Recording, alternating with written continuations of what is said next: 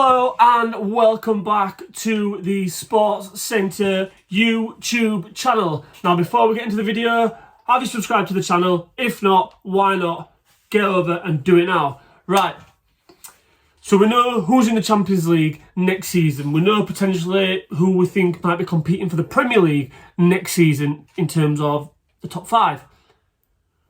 But what do these teams need in the summer transfer market to be able to compete for the big prizes, for anything next season? Let's get into it. We're going to start with Chelsea. So straight away, Chelsea, there's two for me stand out. Goalkeeper. Now, Chelsea apparently have got an absolute shitload of goalkeepers on their books, but is any of them actually any good? I don't know. Anyway, the goalkeeper that they choose to play, or predominantly chose to play this season, was Robert Sanchez. And let's face it, he's shite.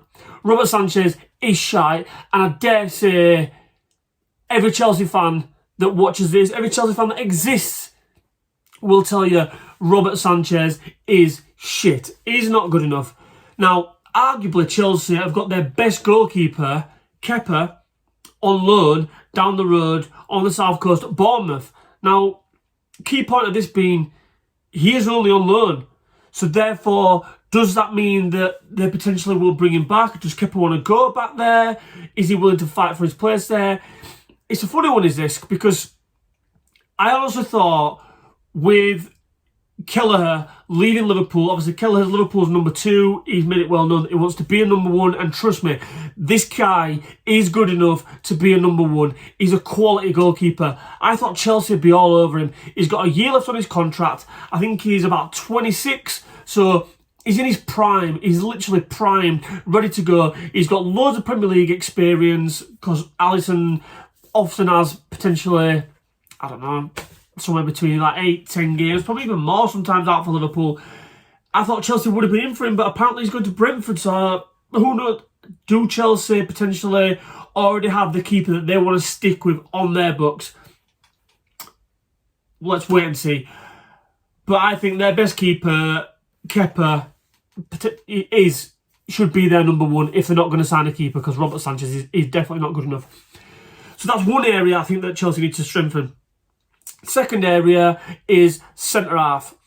Now, they let Trevor Chalobah, potentially arguably one of their better centre-halves, go on loan to Crystal Palace, and they ended up recalling him back halfway through the season. So that is a telling sign that the centre-half that they've got on their books potentially wasn't up to scratch. Now, Levi Colwill is a guy that I like. I think Liverpool were linked with him a couple of years ago. Chelsea kept hold of him, and he seems to get him better and better. I think he had a bit of a shaky start to the season, but from what I've seen of Chelsea towards the back end of the season, he seems like the real deal to me. I like him. I think he's decent. I think Chelsea need to potentially have that defence built around him, and they need someone else alongside him to strengthen and bolster that back four. Chalobah is a decent backup. Buddy Shield is alright. I don't think he's when you say Chelsea standard, I'm talking like competing in the Champions League places year in, year out. I don't think he's of that standard. And I don't think they've ever replaced Thiago Silva. And for me, they need someone who is tried and tested in that back four that can come in, play alongside Levi Colwill and really firm up it and give some structure, some proper structure down that spine of the team. Right back, interesting one. Up for debate. You've got Reece James, great player, really good player. I like him a lot. He's never fit. Let's be honest, he's never fit. Chelsea cannot keep him on the training field, never mind the football field. So I don't think personally Chelsea can rely, even though he's the club captain, they love him there, and as I said, he's a great player. Don't think you can rely on him. They've got Gusto in there. Is he the one to replace it? Now, he got hooked. Is that telling sign? He got hooked in the Europa Conference League final because he was having a bit of a torrid time. It's his first season in the Premier League last year, so, he can get better. He's adapting to the league. Who knows? But for me, personally, I think Chelsea may need to strengthen in that right back area. I think on the other side, I think Cucurella is a good signing. I think they paid a lot of money for him, but starting to show last season especially why they paid a lot of money for him. So I think on that left-hand side, I think Chelsea are good to go. Midfield, interesting one with Chelsea. They've got some good players. Caicedo, Lavia, I'm big fans of. Liverpool, obviously, we were linked with both of them. We was in the hunt, but ultimately we lost out to Chelsea for both of them. Enzo Fernandez is starting to pull his weight now. He's starting to show he's potentially worth the money, the World Cup winner that he is. So I think Chelsea are all right in the middle of the park. And the other standout one for me, that with the goalkeeper, is their centre forward. Because let's face it, it's literally like a mirror image of the goalkeeper. They play Robert Sanchez, he's shit, he's not good enough. They play Nicholas Jackson.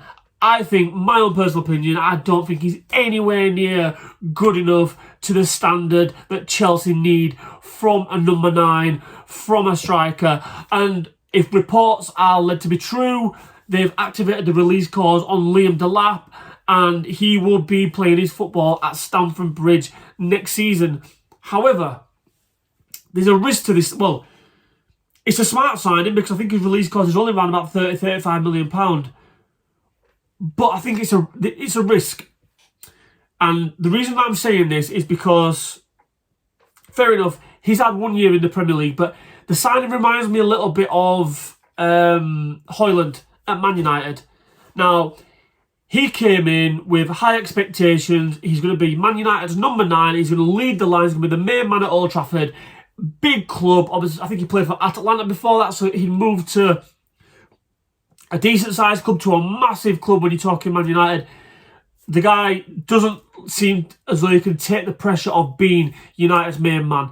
It doesn't seem like he's up for the task. And look, he's had a couple of seasons now. I personally don't think he'll ever be up to it. I'm here to be proven wrong, but I don't think so personally.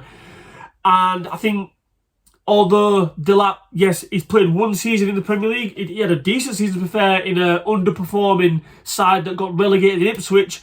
So the risk isn't as big, but it's a big jump.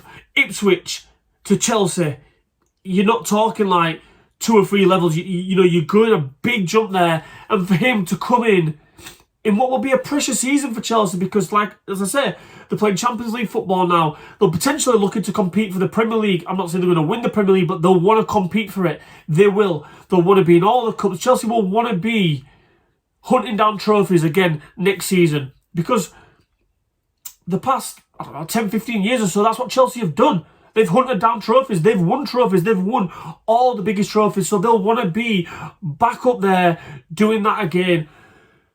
And he's a young lad with what will be a lot of weight on his shoulders. And I just think, is he going to be the man to do that? I don't know. I'm not so sure. I ain't seen enough of him last season to say if he will or if he won't. Let me know in the comments below if you think so. Let me know your thoughts on everything that I've said in this video in terms of what I think Chelsea need, and if any ideas that you guys have got, let us know in the comments below. And don't forget to hit that thumbs up button if you like the video, and hit that subscribe button right now if you haven't before. I'll catch you in a bit.